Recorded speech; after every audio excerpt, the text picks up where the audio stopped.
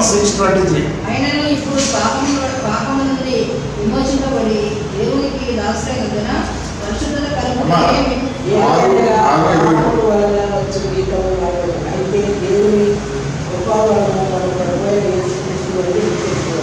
కాబట్టి లోకానుసారమైన దురాశల వల్ల వచ్చే ఆ ధన సంపద అవ్వచ్చు, ఇంకోటి అవ్వచ్చు, అది ఏమైపోద్దండి? ఈ లోకంలో మిగిలిపోద్ది. కాబట్టి పాపము వలన వచ్చే జీతము మరణము. మనము మరి దురాశ చేత, పాపము చేత సంపాదించుకుంటే చివరికి ఏమైపోతుంది? మరణానికి దారి తీస్తుంది. అంటే మరణం అంటే ఏ మరణము?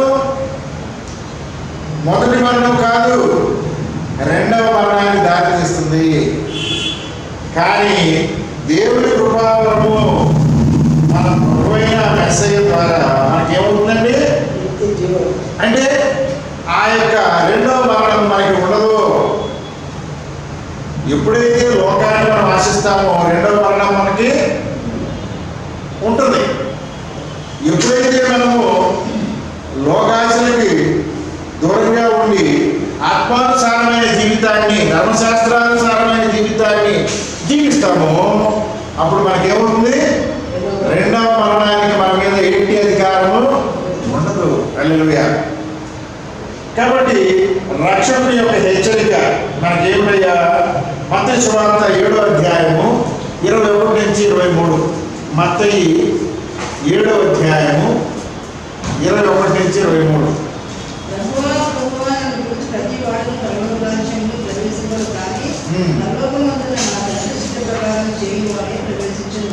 పరలోకములో ఉండే తండ్రి చిత్తము.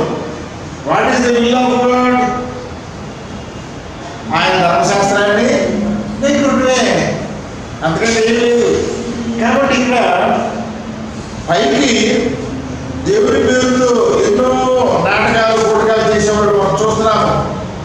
మరి ప్రతి విషయంలో కూడా దేవుని పేరు ఉచ్చరిస్తారు. కానీ ఏమంటాడు అక్కడ? కాదమ్మా, 21లో ఏం చెప్తున్నాడు? తండ్రి చిత్త ప్రకారం చెయ్యాలి. నువ్వు నోటితో చిలక పలుకులు పలికితే కుదరదు. మన యొక్క క్రియలు దేవుని చిత్తానికి అనుకూలంగా ఉండాలి. క్రియలు ఉండాలి. కేవలం మాటలు ఉంటే దానివల్ల ఉపయోగం లేదు. తర్వాత ఏమన్నా చదువు.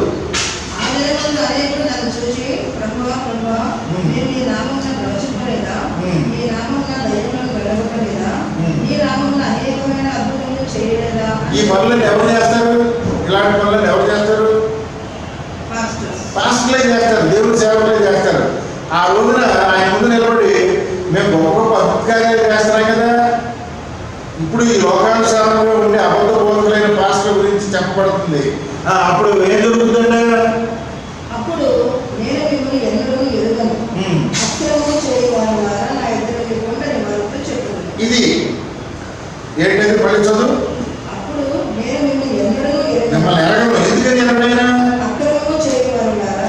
ఎందుకు ఎరగడండి? అక్రమము. అక్రమం అంటే ఈ అక్రమం గురించి ఏ పాస్టర్ చెప్పడం. నీకు ఈ సంవాదం కాకుండా వేరే ఆచరించే మన సహోదరులు అక్రమం అంటే ఏమి దాని నిర్వచనమే చెప్పడం. What is the definition of అక్రమము చెప్పండి. 7వ అధ్యాయము ఎన్నో వచ్చినది? 22 కదా. 22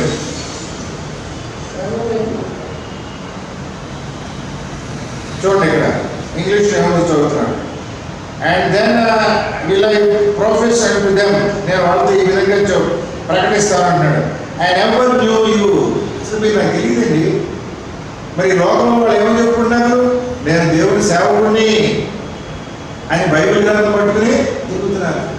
అనేక మందిని వాళ్ళు ఎవరు తిప్పుకుంటున్నారు. వాళ్ళని నేను ఎరగను అని చెప్తున్నాడు. మరి ఎందుకు ఎరగంటున్నాడు? వై ఆయన ఎరగకుండా గల కారణం ఏంటి? డిపార్ట్ ఫ్రమ్ మీ అనే పొండ్ర వాళ్ళకి ఈ దట్ వర్క్ ఇనిక్విటీ. ఇనిక్విటీ ఏంటండి?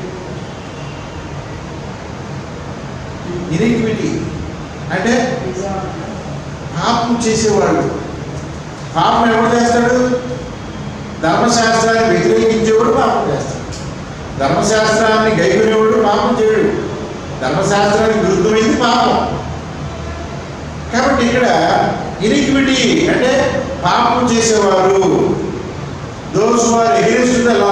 అయితే యాక్చువల్గా ఈ పదం మనం కనుక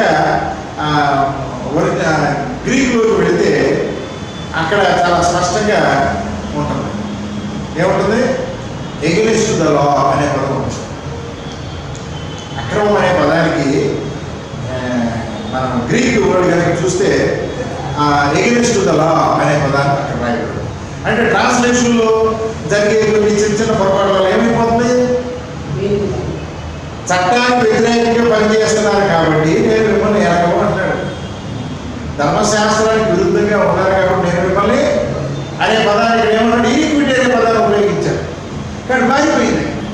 కాబట్టి ఇక్కడ దేవుని వాక్యము అనబడే ధర్మశాస్త్రానికి విరుద్ధంగా వాళ్ళు జీవిస్తున్నారు కాబట్టి వాళ్ళని ఎరగను అంటున్నాడు. అదేవిధంగా లూకా 13:26-28. లూకా 13:26-28.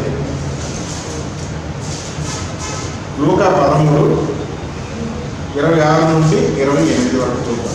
ఆయన మీరు ఎక్కడి వారో మిమ్మల్ని ఎరగనని ఉత్తరము మీతో చెప్పాను.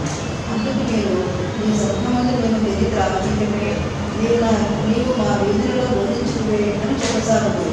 అప్పుడు ఆయన మీరు ఎక్కడి వారో మిమ్మల్ని ఎరగనని మీతో చెప్పుచున్నాను. అక్రమం చేయి మీరందరూ నా ఎదురుని తొలగిపోమని చెప్పాను. కాబట్టి ఏమంటాడు ఇక్కడ కూడా? అక్రమము. తెలుగులో మాట్లాడుకుందాం మనం. అక్రమము అంటే ఏంటి? అక్రమము, క్రమము కానిది అక్రమం, డిసార్డర్. ఆర్డర్ అంటే ఏంటి? ధర్మశాస్త్రం రోడ్డు మీద ఎడమ వైపు వెళ్ళాలి, దాన్ని రూల్ ఆఫ్ లా, క్రమము. కాబట్టి ధర్మశాస్త్రము క్రమాన్ని నేర్పిస్తుంది, ఒక ఆర్డర్ నేర్పిస్తుంది. అక్రమం అంటే ఏంటి? ధర్మశాస్త్రం విరుద్ధమైంది. కాబట్టి మనము ఈ గ్రీకులో కనుక పదాన్ని చూస్తే చాలా స్పష్టంగా ఉంటుంది. ఎగెయిన్స్ట్ ద లా అనే పదాన్ని మనం చూస్తున్నాం. కాబట్టి ధర్మశాస్త్రానికి విరుద్ధంగా ఉన్న వాళ్ళందరూ కూడా ఏమంటాడు? ఆయన ఐ డోంట్ నో యూ, మీరు ఎవరు నాకు తెలియదు. ఈరోజు వాళ్ళు పెద్ద పెద్ద సంఘాలు ఉండొచ్చు, పెద్ద పెద్ద మీటింగ్లు పెట్టవచ్చు, బాగా డబ్బులు సంపాదించవచ్చు. ఇవాళ ఒక్కొక్క సంఘంలో లక్షల లక్షల చందాలు వస్తుంది. ఆ చందాలు దోచుకుందామని కొన్ని బ్యాచ్లు తయారవుతున్నాయి. కానీ రేపు వాళ్ళ పరిస్థితి ఏంటంటే అక్రమం చేయవాలా మీరెవరో నాకు తెలియదు.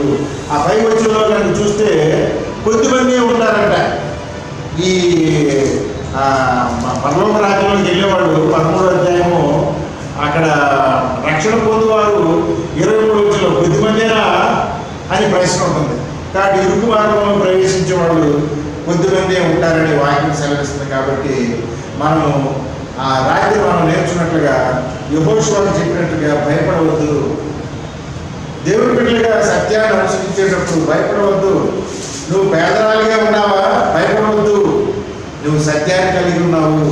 నువ్వు ధనవంతురాలివి, ఎందుకని? సత్యాన్ని కలిగి ఉన్నావు. అక్కడ ఆయన ఏమన్నాడు? ఆ విధవరాలు ఈమె ఎక్కువ ఇచ్చింది. అక్కడ అర్థం ఏంటి? హృదయపూర్వకంగా ఇచ్చింది ఆమె. సత్యాన్ని అనుసరిస్తూ దేవునికి ఇవ్వగలిగినంత ఇచ్చింది. కాబట్టి లోక దృష్టిలో ఉన్న ధర్మం కాదు, మనకు కావాల్సిందేంటి? పరలోకమైన ధర్మం. కాబట్టి ఈరోజు మనము సెల్ఫ్ విల్ అంటే స్వకీయ దురాశను, లోకాశల్ని జయించే సామర్థ్యాన్ని పెంపొందించుకోవాలని వాక్యం మనల్ని హెచ్చరిక చేస్తుంది. దేవుడి వాక్యాన్ని దీవించుగా ఉపాధి